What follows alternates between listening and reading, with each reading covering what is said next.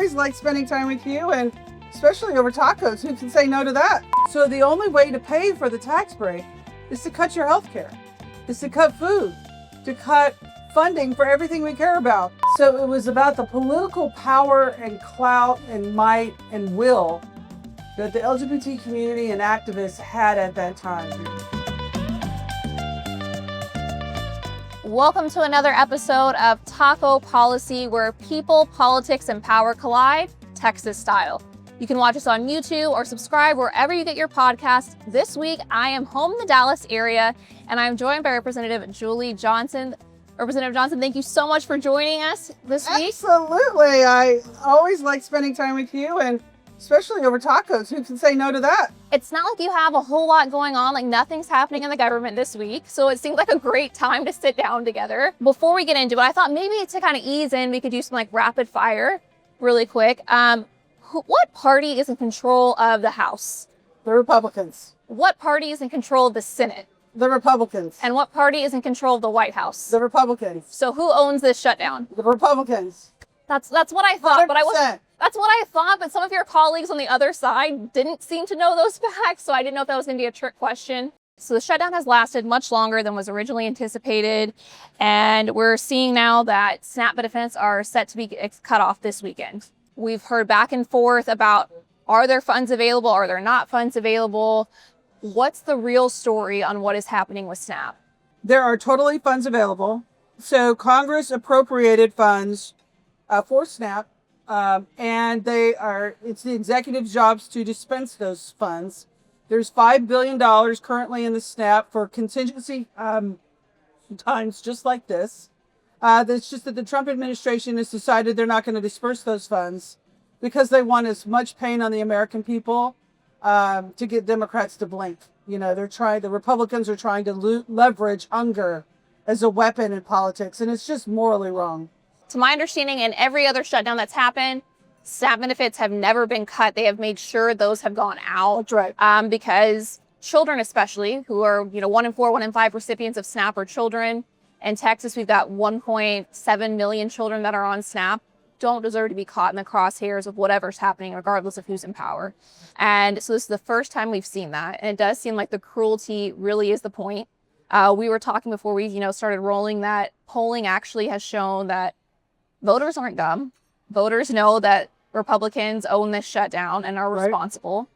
And do you think it's that your colleagues think if people are hurting, maybe then they'll start blaming you guys? Are they taking that gamble with children or elderly or disabled starving? It's just so morally wrong to weaponize the hunger of senior citizens, to weaponize the hunger of kids, to weaponize the hunger of disabled people in this country. I mean, I just, for the life of me, can't figure out why Republicans are okay with that. I'm not okay with that.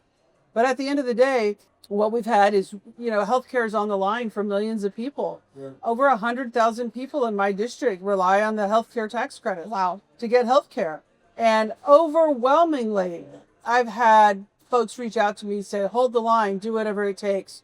We'll be okay. In my office, I'm volunteering at a food bank, food pantry. I'm encouraging, that's my message, is be kind to your neighbors, check in on one another, help your neighbors, be compassionate to those around you, donate food, help. This is a problem that should never exist in this country.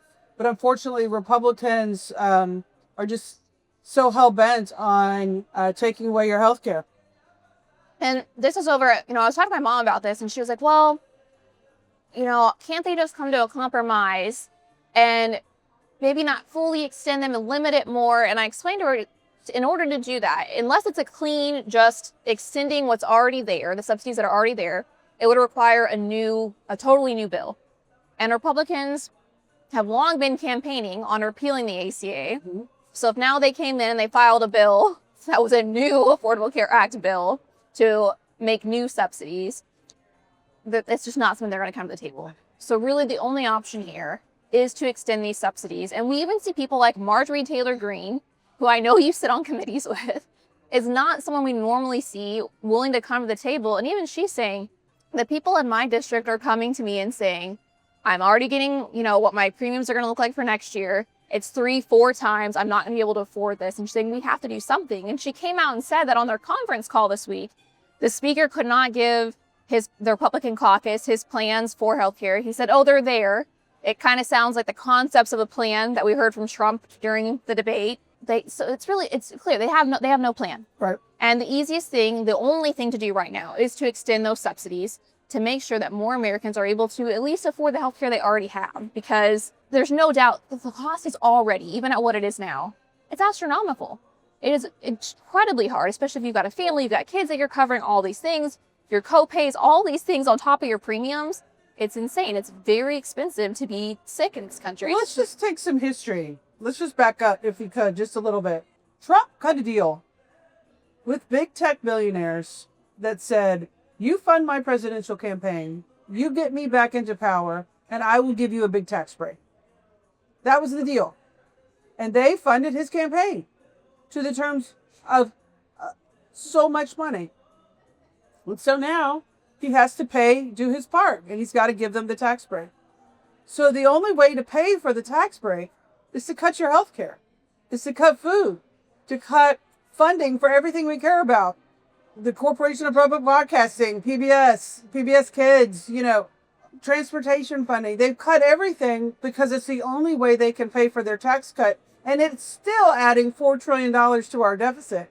That's how big the tax cut they're giving to these tech billionaires. This is Elon Musk. This is the why. People need to understand that why are we here? And so, when they passed this in March, I voted against it then. And so it's no surprise that I'm going to vote against it now. And the Senate Democrats, caved at that point because the Republicans were saying, look, the health care doesn't expire till the end of the year. We have all year to solve this problem. We have all this time. Let's keep the government functioning and we can work on it because this doesn't happen until the end of the year. Well, here we are now at the end of the year and nothing's happened. They've had all of April, all of May, all of June, all of July, all of August, all of September, all of October to come up with a plan for healthcare. And they have completely failed to do it. They have no plan. So now we're at the end of the year. When the gig is up, the piper's piping, the deadline is here. There is no more time to wait. And so Democrats have to hold the line and say, no, the time is now. We're not giving in. There is no more time. Because now is when it is. And so that's kind of the why are we here and what are we talking about? And so there is no, hey, pass the CR, we'll deal with it later, because everyone's getting their notices on healthcare. The reason you see Marjorie all riled up, it's the notices went out earlier in Georgia. They got their notices. And so she saw from her family and her constituents the horrible impact this is having on them and realized, this is bad. And so next week across the country here in Texas, when everybody gets their notices, then all these other Republicans are going to realize, oh, snap, this is really bad.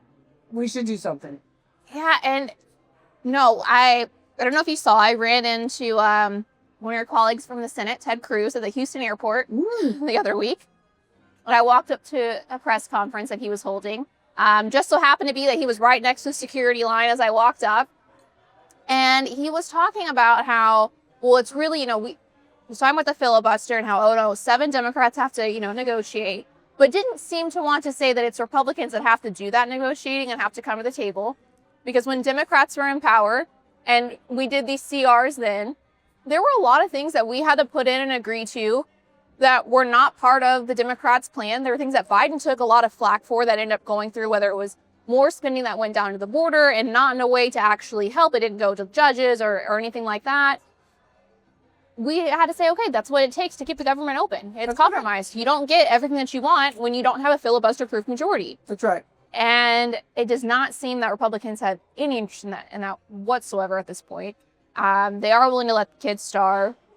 We've also seen that they're not willing to have any form of transparency. I saw this week that your office actually issued a letter about some oversight into ICE facilities, which already y'all were no longer able to show up as they previously were. Right. But now, like, your point of contact, if I'm understanding the letter correctly, the point of contact you would normally go to say, I've got a constituent being detained at this facility, or I want to know what's happening at this facility, or that point of contact no longer exists. You don't have that anymore.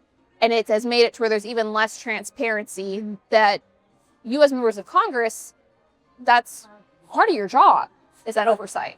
Oh, yeah. On the Homeland Oversight piece, yes, they are not, it is statutorily mandated that a member of Congress can go to these facilities unannounced and do oversight and do an inspection and a tour. And they are absolutely excluding us from that. We have, in fact, the House has filed suit saying you don't have the right to deny us access. This is a no. And we're expecting a ruling on this in the very soon. So I didn't even know that. And so, oh yeah, the House of Representatives, the Democrats in the House we filed 18 amicus briefs. Wow. We have filed suit in a number of times against this administration. And then we've also organized and orchestrated a legal strategy with other groups that are also suing. And I'm a lawyer, so I got asked to be on that same task force. So it's something that we follow. But this administration is just obliterating all constitutional norms that we know. Everything that we know about the rule of law and the way things are supposed to be, and how you behave in a bipartisan government and in a democratic government. It's so shocking to me. And it is, and it's whether it's with ICE and them, showing up masked and, kidnapping our neighbors off the street. I know, like in your district, there have been people that are dropping their kids off at school who have been picked up.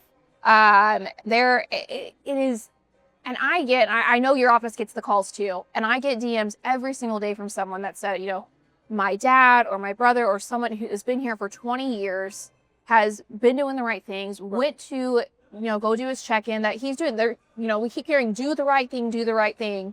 They're going to court, they're doing the right thing, and they're not coming back out. And their family doesn't get answers, and now you can't give them those answers because you have no access either. And I don't think people realize before it was very normal, and your member of Congress could help at least to be like, hey, no, someone knows this person's here, let's figure it out. Part of your job as constituent services is also able to walk people through that process of, okay, here's what you need to do. Do you have this paperwork? And, now all that's been limited. The thing that is so incredibly disturbing, that as of the time that we are recording this, Congress has only worked 19 of the last 126 days. And Mike Johnson's like, I'm so tired. What are you tired from? I mean, and what job out there can you only go to work 19 of 4 months? 19 days out of 4 months. Where does that exist? And and all the federal workers that aren't getting paid right now, they're showing up for all the days. Right. I know. I flew out of Washington yesterday, and I was thinking about all these TSA people and all the folks, and I'm grateful that they have come to work to keep the country going. Grateful I was able to get on a plane and come home. But at what point do they not have choices? Because, a lot of people have families, they have kids, they have childcare they're not going to be able to pay because they don't have money in the bank. So they're going to have to stay home. They can't leave a 2-year-old unattended. I mean, what are you going to do? I mean, what do you do? So I think that you'll start seeing that ramp up. I'm told that hopefully after Veterans Day, to plan on being maybe in D.C., because the original CR, it was set to expire November 21st. So the government was going to only be funded till then anyway. So we have to start all over again. And that's November 11th. That means we're expecting this to go on for another 2 weeks. That is crazy. They canceled all the votes. They canceled all the votes for next week. That is crazy. And I've had a lot of people say, well, maybe it will open, maybe SNAP will. I'm like, guys, they're not even scheduled to come. They're not even pretending to negotiate, because to negotiate, you have to actually be present. You have to be there. I mean, I was supposed to be in D.C. all next week. They canceled all the votes. I was up there this week. I was up there the week before. And, looking around, there's not a Republican to be found. I mean, they're just not there. They're not there to work. They're not there to meet. They're not there to solve problems. They're not there to talk. They're not there to see if there's any way we can get out of this and move forward. They're just on a stone wall of hurt and pain for the American people. I mean, well, we know from Ted Cruz that Republicans love a good vacation in a time of crisis. They're always happy to fly out. But what is the best thing that Texans can do right now? Whether their rep is Republican, Democrat, and they want the government to reopen, what do they say when they call? Well, they have to decide what it is that they want. Do they want the government to reopen with or without health care? If they want their health care preserved, they need to call and say, open the government and I want my health care. They need to call Republicans' offices and say, open the government and I want my health care. There was a bill in the Senate that opened the government and cut the health care credits. They got voted down on party lines. They could pass that bill, get it over to the House. So there's options. If they don't want their health care, then they can call Democrats and say, open the government and I don't want my health care. You got to be specific. All right. Because people say, yeah, I want the government. Does that mean you don't want health care? Oh, no. I want my health care too. Okay, so calling and being very specific when you call and like calling daily. Be nice to offices when you call. Like some staff is also not being paid at this time. Sometimes none of our staff is being paid right now. None of the staff's being paid. So be very nice when you're calling into the Capitol, to district offices. They're working very hard. They are also coming in without pay. Hopefully that changes soon. I know one of my friends works in your office. But so we have kind of that. We have, okay, there's action we can take on that. And I do want people to understand too, even if you don't have an ACA plan, you will be impacted by this. Your premiums will also be impacted by this. Because when that money goes away, insurance companies don't just say, okay, I'm just going to eat the cost. Like that never happens. That's part of why our groceries are so high, because during COVID, they realized like, wow, people will pay this much, and they kept the prices there. And so with insurance, if we're going to have the same thing of how are we going to make up this cost? They're not going to eat it. They're going to pass it on to those who don't have ACA plans as well. And we're going to see that cost go up. Your hospital bill will also go because hospitals are getting less money. So everything's going to get more expensive. It's not just for those on an ACA. So let's just go through some example math on how this works. So in healthcare, right now we already have a pretty large group of people that don't have insurance in Texas that are unfunded. And so the way it works is hospitals still have to see you. They still have to treat you. And so there might be 15 people. Let's say that it costs $10,000 to operate the hospital. And they'll see 15 people in a day. Well, then but 5 of them don't have insurance. Well, the 10 that do will each pay $1,000, and then all 15, the hospital stays open, and all 15 people get treatment, right?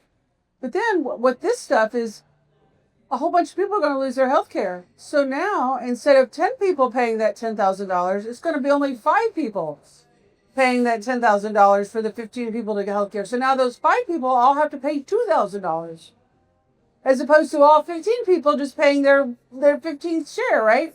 And so this is going to affect every single person. This notion that, I get health insurance from my employer, it's not going to affect me. That is absolutely not true. It will absolutely affect you. And to switch gears and kind of bring it back home to Texas, we did have a ruling yesterday from the Texas Supreme Court that judges can now, on religious grounds, they can deny performing a same-sex marriage. I know you are the first openly LGBTQ plus member of Congress from the South. What was your initial reaction, just like to the headline, just the raw reaction, not like Congresswoman Julie Johnson, just Julie Johnson, mom and wife? I just think it's wrong, and I don't think it's constitutional. You can't just decide through a judicial commission that you're going to allow judges to ignore the law based on a belief structure. So does that mean that they can not do mixed race marriages? Because, we have Supreme Court opinions that say these are the law of the land and they cannot be denied. But you cannot discriminate when you are in an official public capacity to uphold the law. And so I don't believe this is constitutional at all. I don't think that a judicial commission can just decide, we're not going to follow those laws because we don't want to. That's not how it works. Switching back onto your Congresswoman hat, what do you say to constituents who are worried right now? Because there's people that are worried that, one, how is this going to impact them if they go to the courthouse and they're denied? Or for those who are already married that know, you see the Supreme Court has agreed to hear a case that could potentially overturn same-sex marriage in this country. People are very, very worried right now. I'm sure you've had those conversations in your house as well of how do we protect, our family in this time? What do you say to people who are just really scared right now? I'm scared too. I love being married to my wife. It's my family. I have, 2 grown sons. My family is very important to me. I think that at the end of the day, to the LGBT community in particular, I was reflecting back on something because I'm speaking at the Dallas Black Tie Dinner week after next. And I was remembering that this will be the 30th year since the first time I went to Black Tie Dinner. 30 years ago, in 1995. And in 1995, reflecting back on the political journey of the LGBT community, we started, please don't discriminate against us. Please let us see our partners in the hospital. Let us get domestic partner benefits. We don't even want some of the simplest of recognitions. And we were ultimately able to achieve marriage equality because the LGBTQ community put their political might in full bore. They were very active. We voted in very high numbers. We donated lots of resources. We were a political force in politics, and politicians were too afraid not to engage with us and be pushed. Because if you remember, when Barack Obama was elected to the White House, he was not for gay marriage. No, I remember that. So it was about the political power and clout and might and will that the LGBT community and activists had at that time. I would say people have gotten soft. They've taken it for granted. They don't vote anymore. They don't donate the way they do. They don't volunteer. You have to engage. You have to be part of the process. And you cannot only complain and bitch because of the problems if you're not part of the process to either keep them from happening or fix them. And I think what we're seeing right now is for the last while, people have been just kind of soft. We've been talking about our values, but people haven't really felt huge amounts of direct impact in the government. Nothing like what we see now.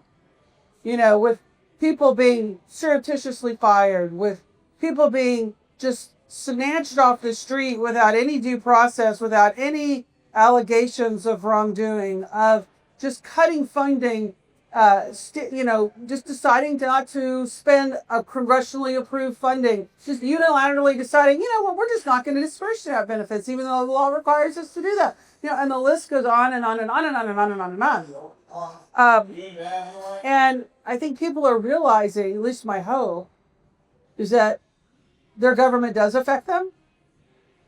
Their participation in our political system does matter, and their vote definitely counts. And you were still in the Texas House back in Trump's last midterm, back in 2018, and we had a blue wave here in Texas. We picked up 12 seats in the Texas House, which is unheard of. Oh, wow. Yeah, it was nuts. And we ended up last cycle, we had voter turnout was down. We ended up losing a seat in both chambers. So we've got to win those back. We've got to start winning. Do I think we're in a position that we're going to get the majority in either chamber of the state legislature? No. But I think we can start laying that groundwork and start winning some seats in the next cycle, keep going. And I think we can get to that point. And I have heard that Republicans are scared of us getting to that point before the new census comes out. Yeah, they're very worried that Democrats could end up taking control of the state. One Democrat in particular they're worried about is James Tallarico, who is running for Senate. And I am going to put you on the spot on this one. I saw they put out a release with all the endorsements from across the state this week. And I noticed your name was listed at the very top. And it stuck out to me right away because his primary opponent, his main contender, is Colin Allred. The seat you sit in now is Colin Allred's seat. So I know it's had to been a difficult decision of not only who to endorse, but if you were going to weigh in at all or stay neutral. Why was it so important for you to come out and endorse James Tallarico in this Senate race? James Tallarico's my friend. You know, I've known him. We came in. This is the same reason why Lizzie Fletcher endorsed Colin Allred. They're friends. They both got sworn into the U.S. Congress together. They've been their political journey together. James and I both flipped seats in 2018. We are dear friends. I sat right next to him on the House floor. I've seen up close and personal. This is not a slight against Colin, but, you know, I don't ever hear from Colin. He doesn't call me, and Colin never asked for my endorsement. So there's that too. That's you know, a juicy tidbit. You know, I mean, that's part of it. Yeah. So he never reached out to me. But James, you know, called, he asked, we've talked, we met several times. We visited about his vision and future for the Texas. This is not against Colin. It's just pro James. You know, I just think James is very talented. He's a great legislator. He's a great communicator, and he's very skilled, and he's my really good friend. This is like Clay Jenkins was telling me a story that he worked for Barack Obama during Barack's presidential campaign. And he got sent down to Houston to see Sheila Jackson Lee to get her to endorse Barack Obama, the first black president. And she goes, son, did that boy send you down here to talk to me? He goes, yes, ma'am, he did. He sent me to see if you would consider supporting him. His race is historic and your voice is important and we would be on. She goes, you know, I think he's great, but let me just tell you something. Hillary Clinton's my friend and I stick with my friends. That's kind of how it is with James. James is my friend and, you know, we're just very close. I do actually like that because it's, you know, those districts, you know, he was in Austin, you were up here in Dallas, weren't super close. There are over 100 members of the House. So to really have formed a close friendship with someone in the House says a lot. And it says a lot about like his character as well.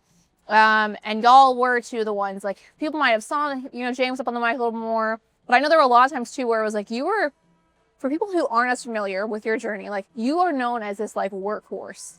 And so you're like, when you were in the Texas House, it was, you were finding points of order, you were kind of writing bills, you were kind of doing a lot of the behind the scenes pushing things that had to go.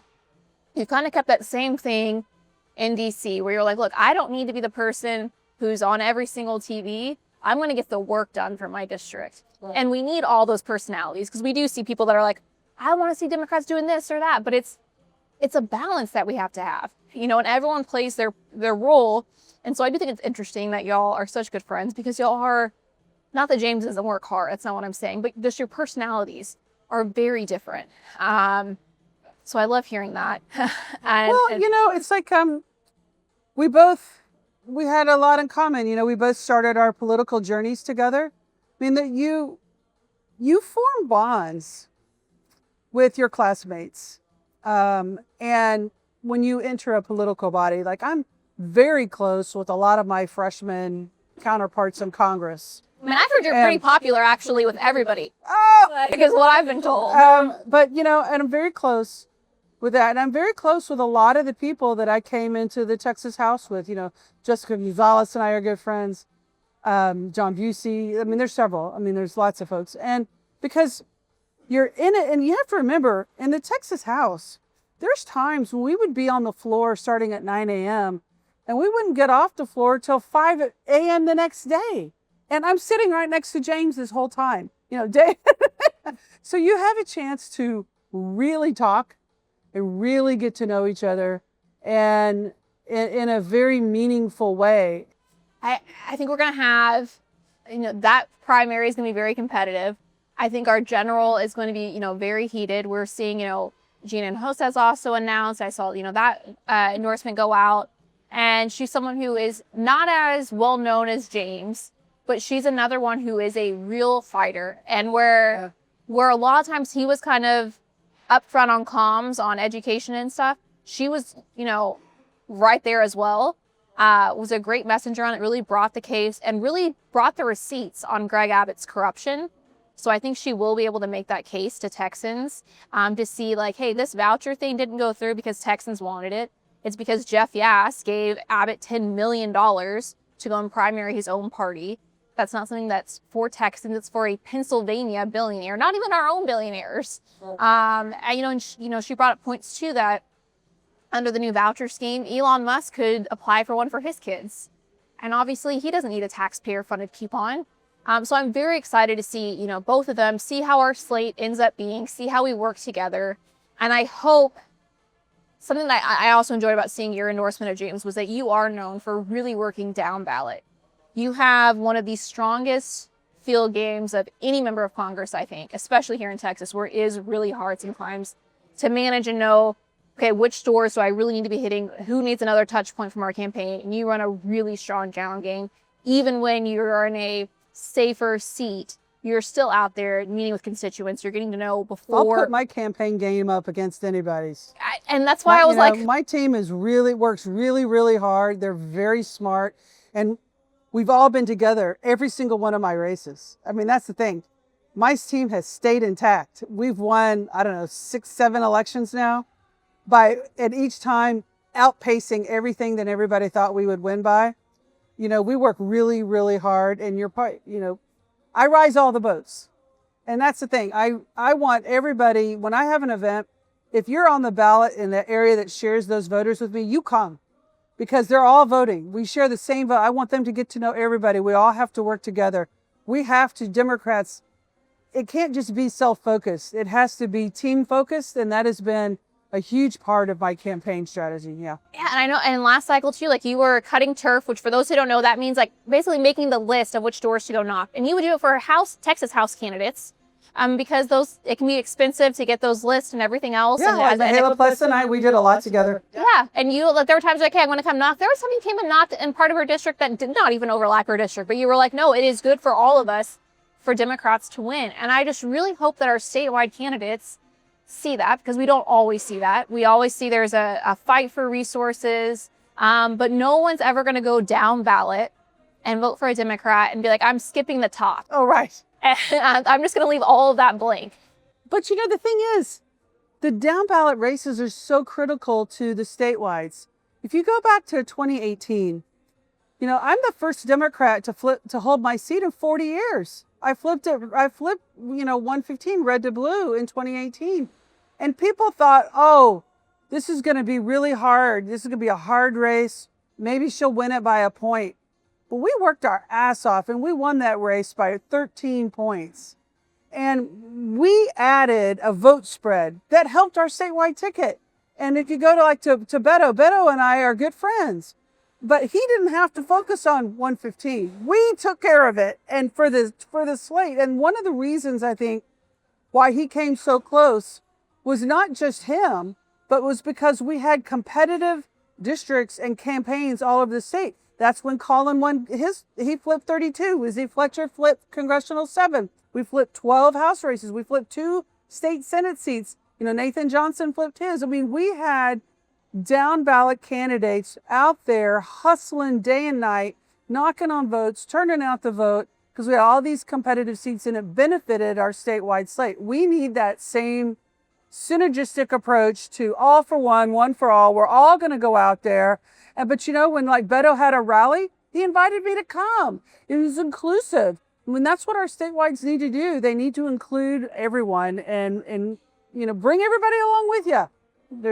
It doesn't hurt. It only helps. Yeah, for a blue wave, we need a big ship that's going to carry everybody. I absolutely agree on that. And kind of the last thing I want to touch on, because you did say you've had your core staff has been with you for a long time, and I said one of my really good friends is on your staff, and there's an account called Dear White Staffers that usually does post receipts. I've sometimes when some members of Congress maybe don't treat their staff real great, and I've said Julie Johnson will never end up on that page. You are known for treating your staff so well, treating them like people. You're not, and respecting them, and no one's there just to get you coffee or anything. They're part of the process.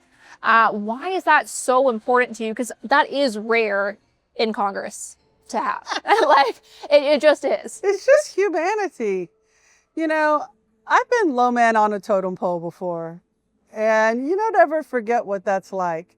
But it's been that way throughout my legal career. When I had, my long-term legal assistant worked for me for 25 years. It's just that when you treat people with respect, you hire, these are my rules. I hire the smartest, most talented people I can find. And I have a couple of things. One, I have a no drama office. If you're going to come in here and stir up a bunch of shit, that's a no for me. No drama. I want people who are smart, talented, who don't need to be micromanaged, who bring their adulting, best professional self to the table, and I give them all the room to work, think, and bring their ideas, their creativity to the process. I don't presume to have all the answers. Collectively, we are much smarter than anyone individually. And, when you treat people with respect, then you get the best out of them. And so I have the best, brightest, smartest, talented staff, and I get the best from them. And I think that's one of the reasons why we win a fuck ton of elections. Love that. Thank you so much for joining us this week on Taco Policy.